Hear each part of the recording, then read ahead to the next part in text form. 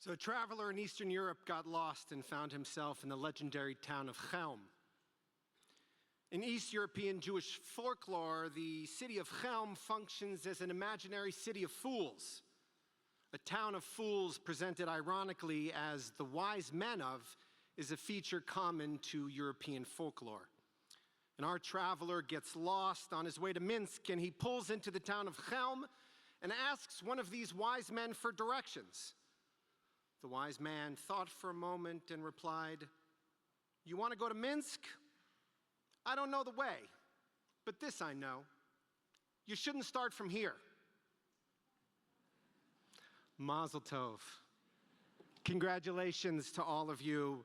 Really beautiful, beautiful speeches and beautiful songs. I'm honored to be able to be here with you on this blessed day. And when you think of everything you had to go through to be here, I think you all deserve a big-time mazel tov. So congratulations. It's been great to be invited here and to share a few words with you. What can I tell you, graduates, about the world that you're entering into?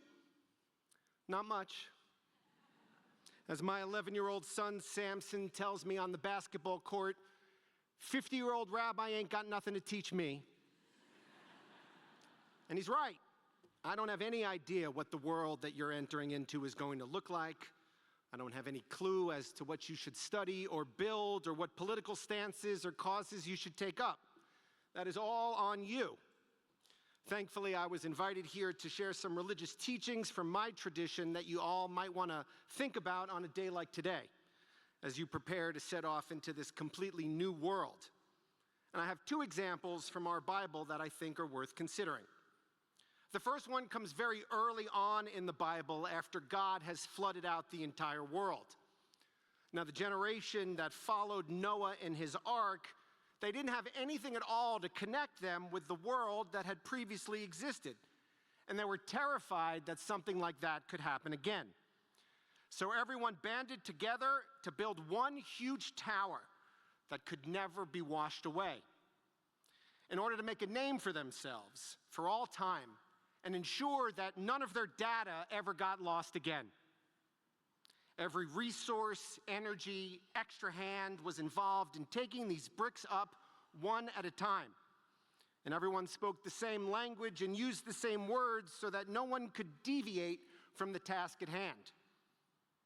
Now, Jewish legend tells us that if a person fell off of the tower to their death, people would scream out only about the brick that had fallen. They would say, "Wherever would we get another brick?"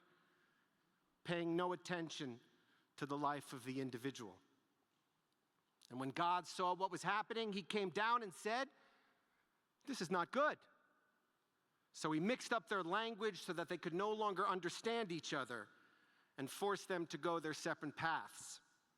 This is why it is called the Tower of Babel.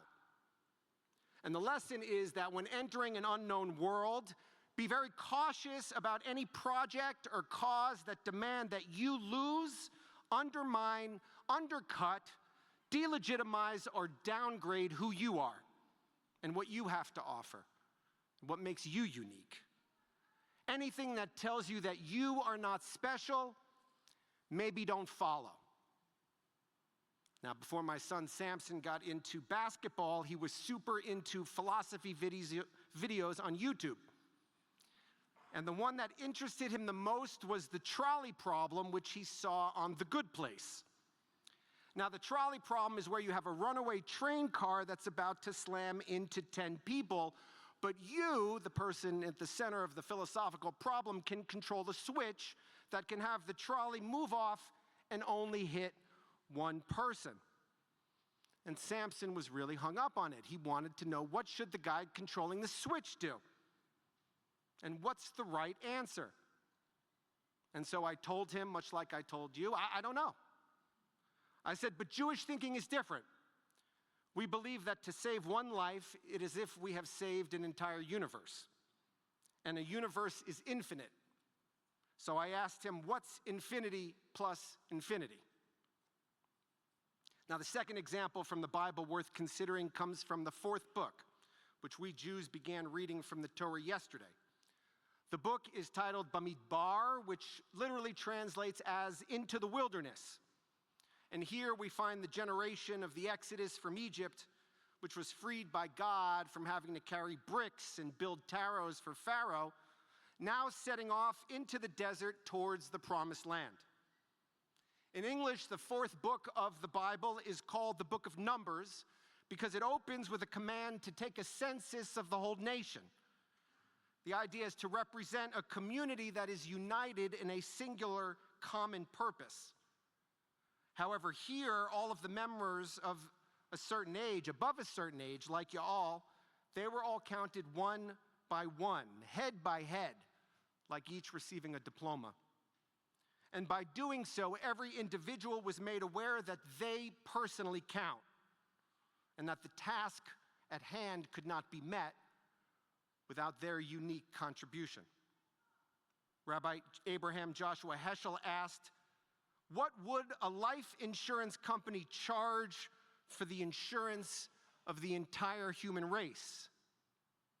He said, "It is just as staggering to ponder the worth of one human being." Now, recently I was talking with a young woman in her 20s who was starting out her career, and she had just gotten back from one of these big conferences, you know, with like keynote PowerPoints and etc.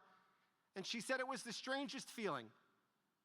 She said the whole conference felt like AI slop in the flesh. And I said to her, it felt that way because it was likely organized, scheduled, planned, and written by AI. I said, hold on to that feeling in your gut. Never lose or learn how to ignore it because it means that you are still human. When you ignore that feeling, when you numb it or scroll it away, you become more like a machine, moving bricks from one place to another, never reaching the promised land or the destiny that God has in store for you. Bob Dylan says that destiny is a feeling that you have, that you know something about yourself that nobody else does. That picture that you have in your mind of what you are about will come true. But he says it is a very fragile feeling. So protect it. So as you head out into the unknown, consider these two selections from the Bible and the lessons learned from the wildernesses of our tradition. Remember that God would rather have you speak gibberish than all speak the same. And never forget that you count as much as the whole world entire. And finally, if a 50-year-old rabbi can teach you anything, it's this: do things that make you feel more human. Trust your gut when no one else does. Make mistakes. Risk looking bad. Blurt out the wrong thing at the wrong time.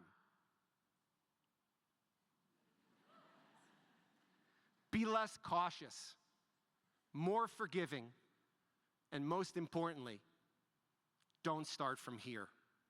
And let us say, Amen.